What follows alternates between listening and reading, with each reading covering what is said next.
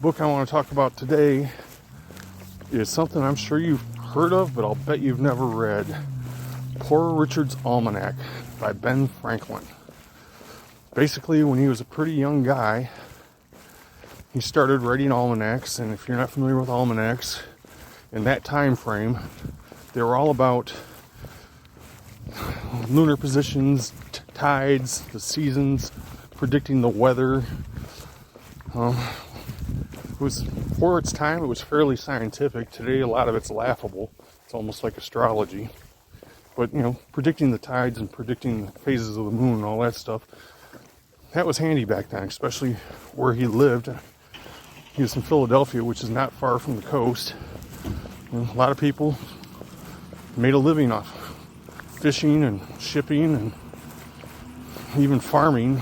Knowing when the moon's going to be full is kind of handy. Anyway, in this almanac, the compendium that most people would have now, it doesn't have any of that.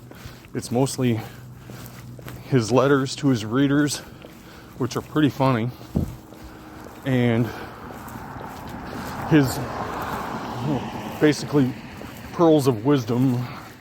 You got a lot of different sayings in there. I'm sure you've heard of them. Mind the pennies and the dollars will take care of themselves kind of stuff. Anyway, I don't want to go into a deep dive on it. I just want to recommend it. Check out Poor Richard's Almanac by Ben Franklin. It's old. It's really old by American standards anywhere. I mean, it's not the Iliad or anything. But, it's well over 200 years old. Some of it is a little hard to understand because English has changed a bit since then. It's not actually Old English or even Middle English, but there's a bit of carryover from there. I had to look up a few words. Anyway, check out Poor Richard's Almanac by Ben Franklin.